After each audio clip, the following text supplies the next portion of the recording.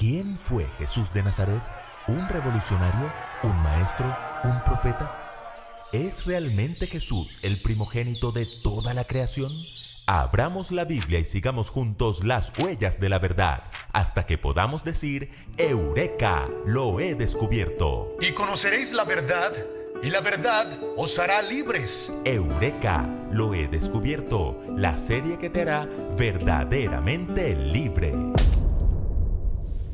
Si escribimos en el buscador de Google la pregunta ¿quién es Jesús?, podemos quedar muy sorprendidos. Más de 200 millones de resultados en 0.67 segundos. Y eso haciendo solo el ejercicio en español, porque al escribirlo en inglés nos da casi 1.000 millones de respuestas. Estas cifras nos indican que no hay otro personaje en la historia que haya generado tanto interés y controversia como Jesús.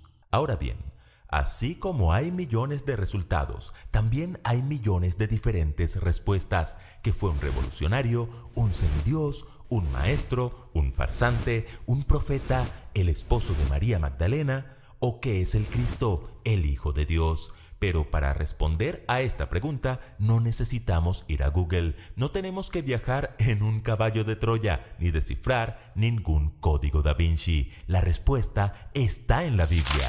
Y antes de abrirla, aclaremos que la historicidad de Jesús no es la controversia. Jesús fue un personaje real, existió, su nombre está en los libros de historia. El historiador Gary Habermas asegura que hay 39 fuentes antiguas ajenas a la Biblia que nos permiten reconstruir los hechos de la vida de Jesús.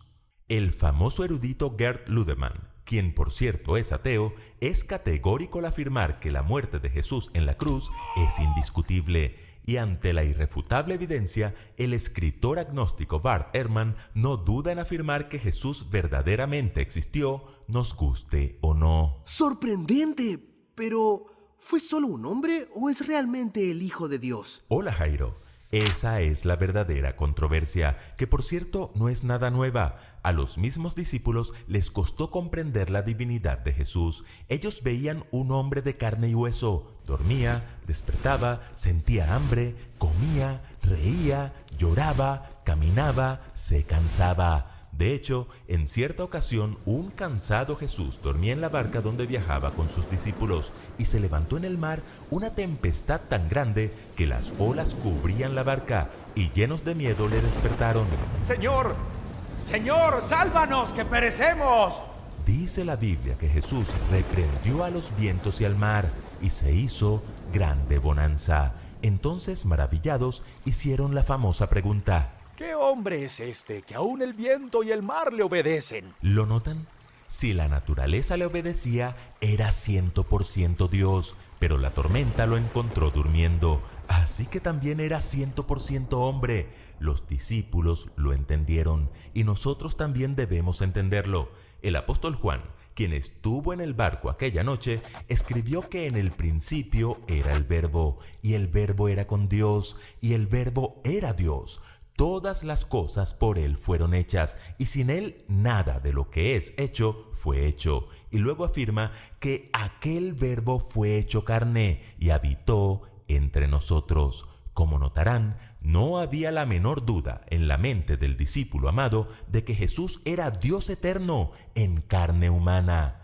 Pablo, buscando despejar todo vestigio de incredulidad, afirmó que en Jesús habita corporalmente toda la plenitud de la deidad. Y por si fuera poco, el mismo Jesús dio evidencias de su divinidad con su autoridad, sus milagros, al perdonar pecados, al leer el corazón de los hombres y al declarar, por ejemplo, que Abraham se había gozado al ver su día. Y cuando los fariseos le preguntaron cómo pudo verle a Abraham, quien ya tenía siglos de muerto, Jesús dijo: Antes que Abraham fuese, yo soy. Hay suficiente evidencia bíblica para afirmar que el carpintero de Galilea fue verdaderamente hombre y verdaderamente Dios. Está bien, pero Colosenses 1:15 dice que Jesús es el primogénito de toda creación. ¿Eso no lo hace un ser creado? Buena pregunta, Jairo. La palabra traducida como primogénito en este pasaje corresponde a la palabra griega prototokos, que no siempre significa primero, sino que también tiene una connotación de importancia, de preeminencia. En el versículo 18, por ejemplo, también se afirma que Jesús es el primogénito de entre los muertos. ¿Significa entonces que Jesús fue el primer muerto de la historia? Por supuesto que no.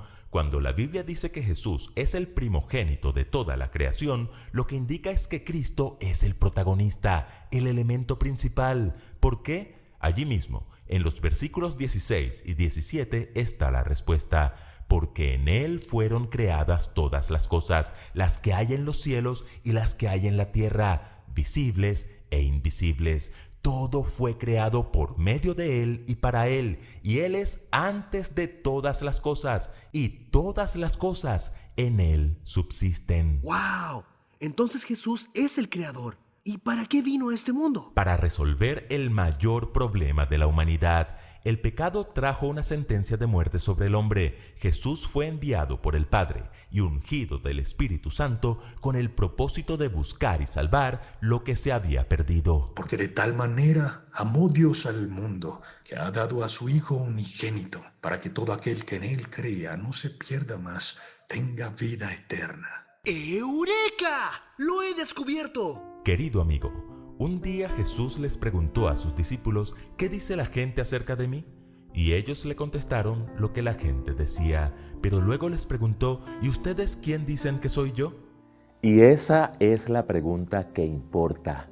Para responderla no basta con conocer acerca de Jesús, es necesario conocer a Jesús.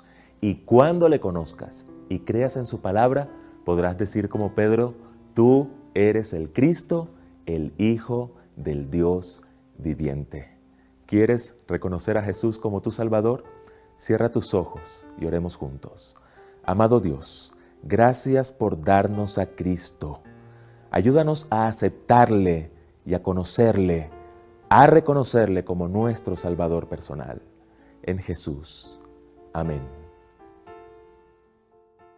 Si como yo quieres aprender más acerca de Jesús o quieres que oremos por ti, puedes escribir al WhatsApp +57 311 739 5032 o visitar la página eureka.iasd.org.co.